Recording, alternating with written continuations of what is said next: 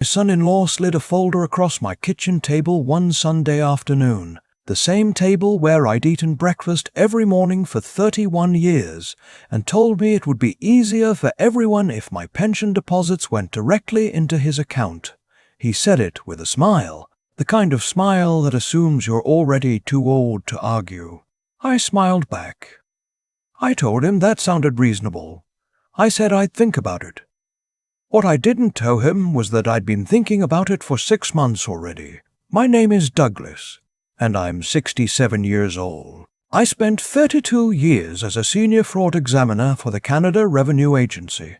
I reviewed false claims, traced hidden assets, and built cases that sent people to federal court. I retired in 2019 with a commendation letter from my director and a cake shaped like a filing cabinet. My daughter married Owen 3 years before I retired. I tried to like him. I genuinely tried. He was charming in that particular way that takes you a while to recognize, the kind of charm that only shows up when there's something to gain. He sold commercial real estate in Mississauga, drove a leased BMW, and had opinions about wine that he'd clearly read off a website. My daughter. I'll call her my daughter because she is the most important person in this story, and also because what happened hurt in a way I still haven't fully processed. She adored him. She laughed at his jokes. She defended him at Christmas dinner when my wife, before she passed, raised an eyebrow at something he said. My wife died in April 2022. Ovarian cancer, 14 months from diagnosis to the end. I was with her every day. I held her hand. I sat in the parking lot of Sunnybrook and cried where no one could see me, and then I went back inside and held her hand again. 3 weeks after the funeral, Owen suggested it might make sense for me to downsize. I live in a 4-bedroom house in Burlington, Ontario, 7 minutes from the lake. My wife and I bought it in 1991 for $187,000. I know what it's worth now. Owen knew what it was worth now. The suggestion was framed as concern for me. All those stairs, Douglas, and it's a lot to maintain on your own. But I noticed he mentioned it twice in one conversation, and the second time he mentioned a condo building in Oakville where he had a client connection. I didn't downsize. I hired a cleaning service and learned how to use the snowblower properly. What I didn't do was pay close enough attention to my finances. That's my honest confession, and I make it with some embarrassment given my professional background. Grief does something to you. It narrows your focus to just getting through the next hour. For about 8 months after my wife died, I was barely a functioning person. I paid my bills, I called my daughter on Sundays, I ate cereal for dinner more often than I should admit. I was not reviewing my CIBC statements line by line the way I would have in my working years. That's when it started. The first thing I noticed was an e-transfer I didn't remember making. $240, sent to an account I didn't recognize.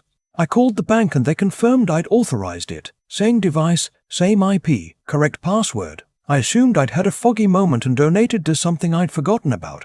I made a note in my calendar and moved on. The second one was larger, $480. This time I called the bank immediately. They walked me through the transaction log. Same authorization pattern. I asked them to flag my account for unusual activity. What I hadn't done yet was the thing I should have done first. Change my password and enable two-factor authentication. I'd written my banking password in a small notebook I kept in my desk drawer. The same desk that sat in the room Owen used as a home office when they visited on weekends. My daughter lived 40 minutes away in Hamilton, and they came to Burlington regularly. My son-in-law, I later confirmed, had been in that room alone at least 4 times between July and November. By December, the unauthorized transfers totaled just over $9,000. I found out the full amount during what I will describe as my re-engagement with professional habits. I was sitting at the kitchen table with my second cup of coffee on a Tuesday morning, and I thought, you spent 3 decades finding other people's fraud. Look at your own files. I printed 6 months of statements. I got out a yellow highlighter. I sat there for 2 hours, $9,320, 11 separate transactions, all e-transfers, all authorized from my credentials, all sent to 2 accounts I'd never opened. I didn't call the police that morning. I called my former colleague, a woman named Sandra, who now works as a forensic consultant in Toronto. I told her what I'd found. She was quiet for a moment, and then she said, "Do you have a suspect?" I told her I had a very strong hypothesis. Sandra helped me do 3 things. First, we set up a secondary device, a new tablet I purchased with cash, logged into my banking with a new password Owen had no access to. Second, I left the old device active with the old password, but linked to a shadow account containing exactly $2,000. Any transaction from the old credentials would draw from that account only and would trigger an immediate text alert to my new device.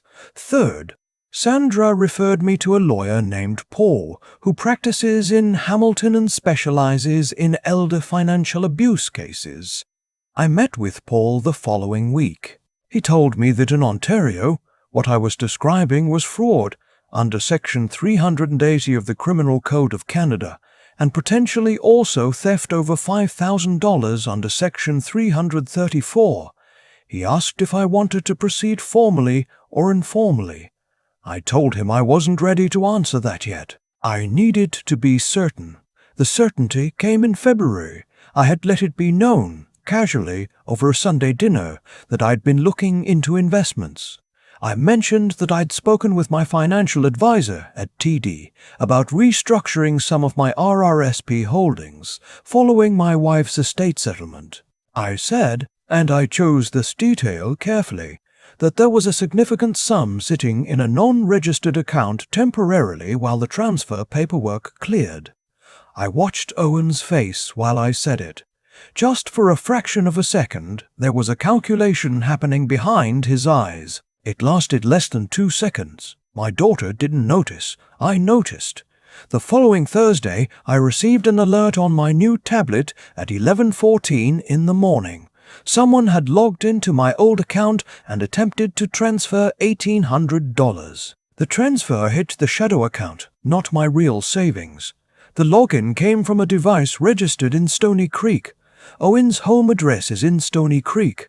I sat with that information for exactly 1 day. Then I called Paul, and I called Sandra, and I called the non-emergency line for Hamilton Police Service. Paul had told me the evidentiary threshold I needed, and I had crossed it. What followed took 4 months.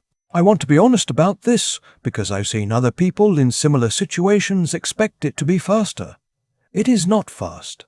There are interviews and statements and digital forensics and a great deal of waiting. Sandra pulled the account records for the 2 destination accounts, both opened in Owen's name using a secondary email address, and traced 9 of the 11 transactions directly. The 2 remaining transactions were traced through device metadata. The total confirmed theft was $9,320.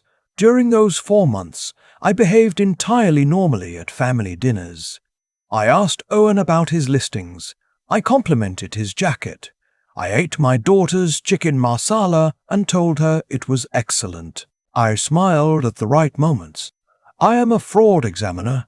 I spent 32 years learning to show a neutral face while knowing exactly what was in the file. What was harder, and I don't talk about this often, was watching my daughter. She had no idea. I'm certain of that now.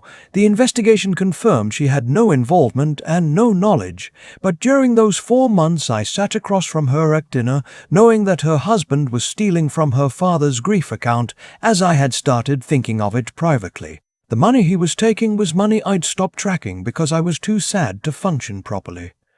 He had chosen the 14 months after my wife's death to do this. That knowledge sat in my chest like a stone. The charges were laid on a Wednesday in June. Paul called me the night before to confirm the timeline. 2 officers attended Owen's workplace in Mississauga at 2 in the afternoon. I was told he was escorted through the lobby. My daughter called me 40 minutes later. She was crying so hard I could barely understand her. She kept saying, "Dad, I didn't know." I told her I knew she didn't know. I told her I wasn't angry at her. I told her to come to Burlington and we would sit together and I would make tea and we would figure out how to get through this. She was at my door in 50 minutes. We sat at the kitchen table, the one where Owen had slid that folder toward me 8 months earlier, and I explained everything from the beginning. The statements, the shadow account, the February alert from Stony Creek. She listened without interrupting. When I finished, she was quiet for a long time. Then she said, "He did it right after Mum died." I said, "Yes." She didn't say anything else for a while. She just looked at her tea. I want to be careful here about what I say, because my daughter is a private person, and this is her life too. What I can say is that she is a strong woman, stronger than she knows, and that the months following were very difficult for her in ways that had nothing to do with money. She had to examine a marriage, not just a crime. That is a different and harder kind of accounting. Owen was released on conditions pending trial. One of those conditions was no contact with me. His lawyer reached out to Paul with a proposal, full repayment of the $9,320 in exchange for reduced charges. Paul presented it to me. I told Paul my answer depended on whether the Crown was willing to proceed with the original charges regardless. They were. The repayment offer was accepted. The charges were not dropped. Owen pleaded guilty in October to theft over $5,000. He received a conditional sentence of 12 months to be served in the community, 2 years of probation and a criminal record. His real estate license in Ontario is under review by the Real Estate Council of Ontario. His broker told him not to return to the office while the review is pending. I received a certified check for $9,320. I deposited it into a savings account I opened in my wife's memory at the credit union in Burlington, where we used to do our banking together when we were young and had nothing. I intend to donate it eventually to the oncology ward at Sunnybrook, where the nurses were extraordinarily kind to her in the last weeks. The folder Owen slid across my table, the one with the direct deposit authorization form, is still in my filing cabinet. I kept it, not out of bitterness. I kept it because it is evidence of the moment I should have trusted what I was already feeling.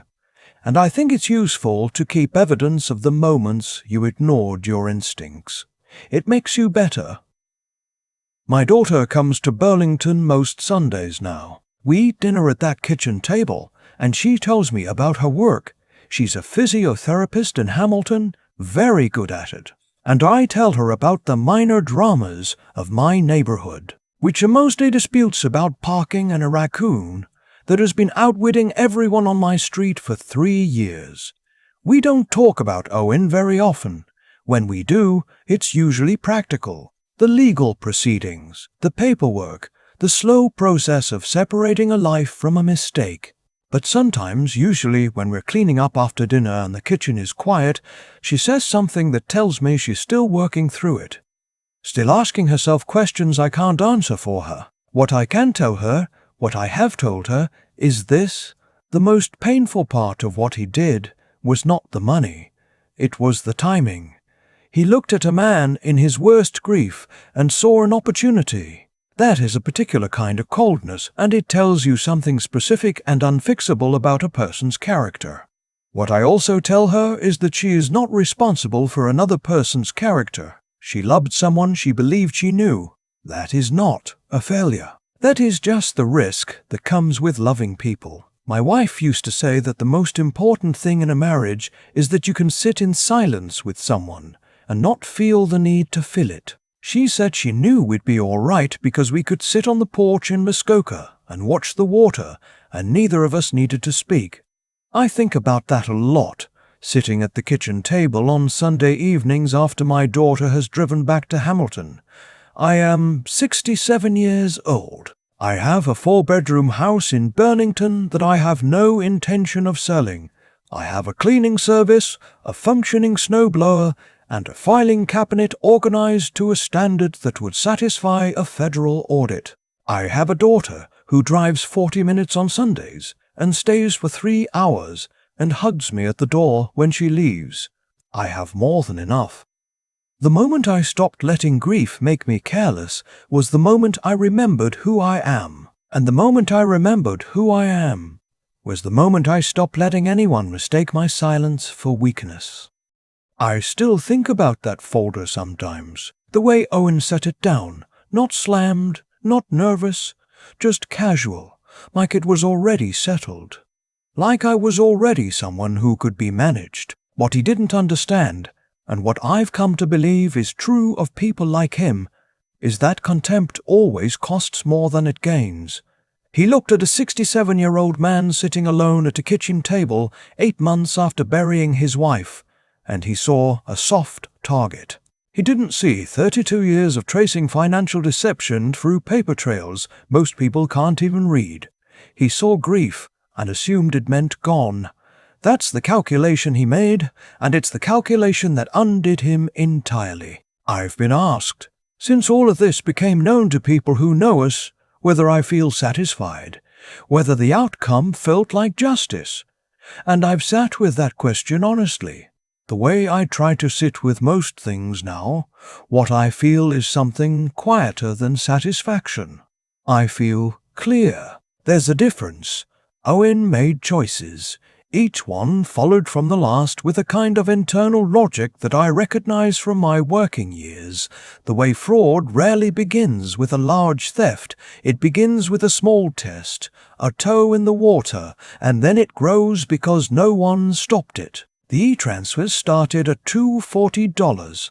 By the time I pulled out my highlighter, they had reached $9,000. That's not coincidence. That's a person learning what they can take and taking more. The outcome he received was the direct and honest consequence of those choices. Nothing added, nothing softened. What stays with me more than the legal result is what I watched my daughter go through. She is a careful, decent person who trusted someone she had chosen to build a life with. There is nothing foolish about that. Trust is not a weakness. But I think about the fact that she now has to rebuild her sense of her own judgment, and that is a harder and longer repair than anything a court can order. I can't do that work for her. What I can do is show up on Sundays and be someone whose judgment she can rely on. That's the part I take seriously. What I learned, or maybe remembered, because I think I always knew it somewhere, is that clarity of mind is not something you can set aside temporarily and pick back up unchanged. When I let grief make me careless about my own finances, I wasn't just leaving a door unlocked. I was stepping away from the version of myself that had spent a career being precise and careful and hard to deceive. I abandoned my own competence because I was sad and someone walked through the gap I left. I don't say that to blame myself. I say it because I think it's true that the discipline we build over a lifetime, the habit of paying attention, of checking our own assumptions, of not letting discomfort become an excuse for avoidance, that discipline is also how we protect the people who depend on us. My daughter depended on me to be her father, which includes being someone who cannot be quietly robbed while she isn't looking. Getting back to that version of myself was not dramatic. It was one Tuesday morning, 1 cup of coffee, 1 stack of printed statements, and 1 yellow highlighter. That's all it took to remember who I was. Owen is living with the consequences of what he chose to do. My daughter is building something new, and I am sitting at my kitchen table in Burlington, in the house I have no intention of selling, watching a raccoon outwit my entire neighborhood, 1 green bin at a time. That's enough. That's more than enough.